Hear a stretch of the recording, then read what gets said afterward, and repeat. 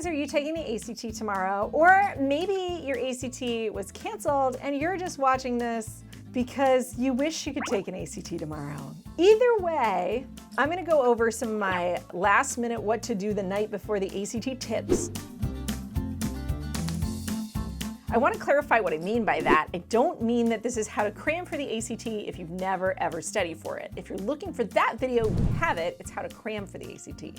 What this video is instead is how to prepare for the ACT and what to do the night before if you've already studied and you are in pretty good shape overall and feel like you've done your homework. If that's the case, this is the video to watch. And I'm going to talk to you guys about what you can do the night before to have a super awesome score that optimizes everything that you've been working for. My name is Brooke, if you're wondering who I am. I've coached students to perfect scores on the ACT. I've scored 36 as an adult on the test, and I've had a couple of students report they scored perfectly on the exam who've taken our online course. If you're wondering what that is, you can check it out at SupertutorTV.com. It's called the best ACT prep course ever. I've also written a couple of books on the ACT math section in particular. They're called the best ACT math books ever.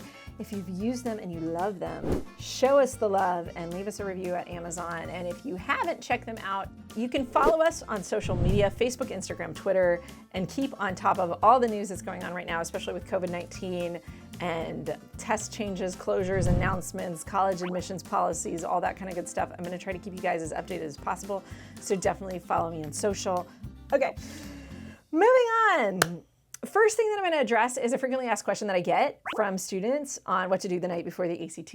And there's this weird theory that floats around the universe that the night before an SAT or ACT, the best thing to do is relax, right? And not study. There's this theory that relaxing and not studying is the best thing you can do the night before the ACT or the SAT. Well, I am an advocate for a good night's sleep, and it is really important that you're well slept. You don't want to stay up all night studying and then be super exhausted the next morning, especially if you've done your homework. But for all of you who've done some studying and you feel like you're pretty ready, I do not advise just chilling out and toasting lemonades in the backyard. Let me ask you a question. Have you ever not studied the night before a final exam? Exactly. You always study before a final, right? So if you are taking a test and it matters to you how you do on that test, it makes sense to study for it. So that's what I recommend doing the night before the SAT. But before you do that, my first tip for what to do the night before is pack. Most important thing you do the night before the ACT is make sure you have all your stuff together. You don't want to be late to the testing center because you didn't get all of your jazz compiled. So here's what you need to pack. Lots of pencils. Bring lots of pencils. Don't just bring 2 pencils because you know that girl next to you is going to forget her pencil and try to bum your pencil off of you, and then you have 1 pencil, and that's no good. So don't be that person. Be like Lady Bountiful of pencils. Bring 10. Sharpen them all. I like to do different sharpening amounts. I'm not going to get too much into detail here because I literally have a whole video where I talk about pencil sharpness and all this crazy stuff. You can check that out. That's called What to Pack for the ACT. So we have a video for that. I'm going to really quickly just go down the list. ID, your admission ticket, snacks, really important that you bring snacks. ACT will tell you to basically bring nothing, ignore them, and bring food, or you will be really hungry. With all this COVID-19 stuff and all of the cheating that's gone on in the last several years and social distancing protocols and who knows what else they're going to be telling you about before they even let you put your pencil on the page. There's way too much random stuff that they talk about before they let you take this test, and it eats up your time and it makes you sit there forever and you will be really hungry. So eat, eat, eat. Erasers, I bring them. They're kind of verboten, but I bring them. Calculator, make sure you have an approved calculator. You can look those up. We will put a link to approved calculators in the blog version of this video. Be careful. Some of the upper numbers of TI calculators are not allowed on the ACT, so don't be that person who brings that calculator and then gets scratched out on the calculator front and has to do it without a calculator. That's no fun. Watch. Most important thing to pack, because I feel like it's the thing everybody forgets or doesn't bring, is a watch. It has to be an old-fashioned kind of watch. It can be digital. It can be analog. It shouldn't beep, or you have to be able to turn off the beeping, which is kind of hard because I feel like those cheap digital watches, they all beep and you can't stop it, and it's really annoying. So really important that you get a watch. And since it's the time of COVID-19, you probably also want to pack your personal protective equipment, like a mask, hand sanitizer, sanitizing wipes, any other fun things like gloves that you want to bring with you. Make sure you pack those. Okay, cool. Number 2, super review. So this is my big tip that I give for my students the night before the test, what to do when they're totally prepared. I get my pile out of all my practice tests that I've taken, And what I do is I go through every mistake that I've made and I look at it and I stare at it and I do like a post-mortem and ask myself, what did I do wrong? Why did I do it wrong? How do I prevent this from happening again? What was the mistake that I made? Was it I mispaced myself? I made a stupid bubble error. Okay, I have to double check my bubbling.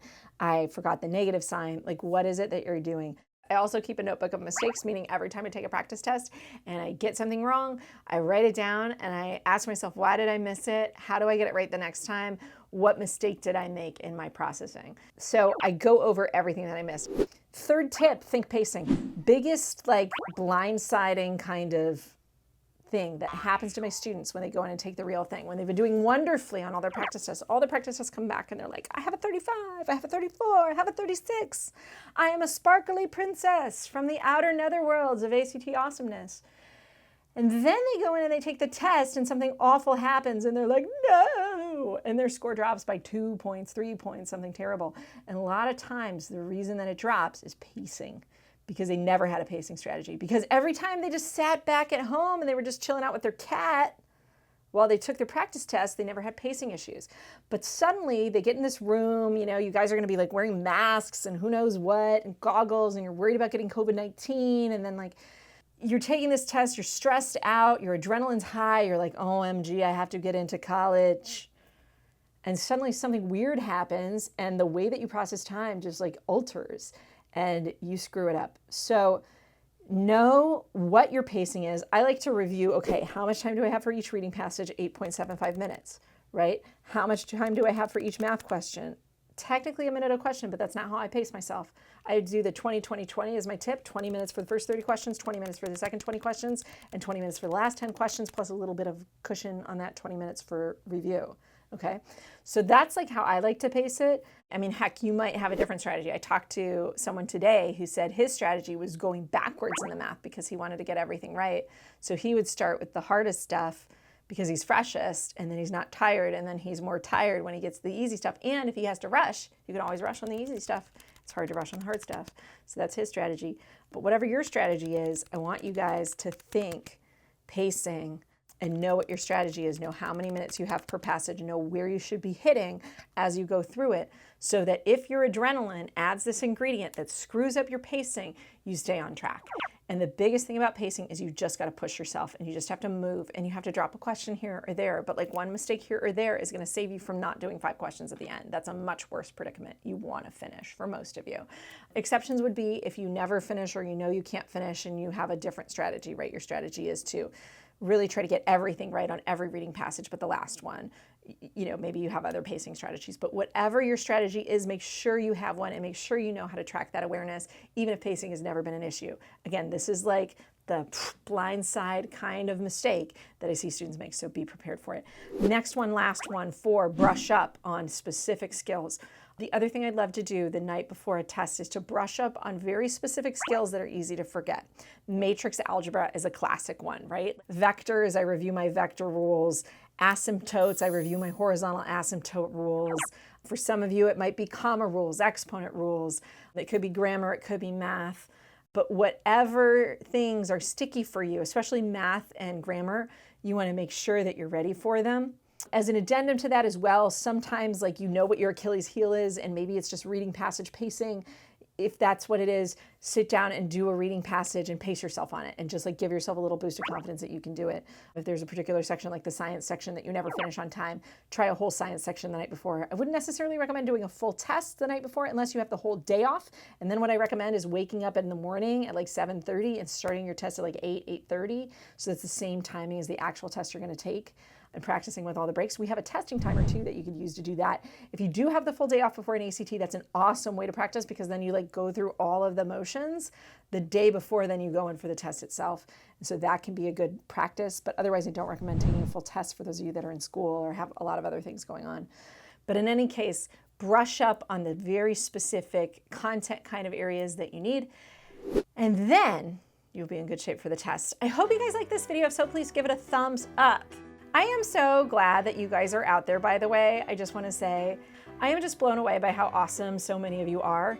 And I have so much respect for you guys. And I really think you guys are like the leaders of tomorrow. So I wish you the The best of luck on your ACT. It is just a stepping stone in your future of awesomeness. I know these have been tough times. If you actually get to take the thing, congratulations, you're lucky. For the rest of you who are like, Brooke, I'm watching this video even though I'm not taking the test for 3 months because it's still not available where I live. Godspeed to you guys. Hang in there. It's going to be okay. We're going to get through this. And eventually ACT will let you take their test. Thanks for watching, and I'll see you guys next time.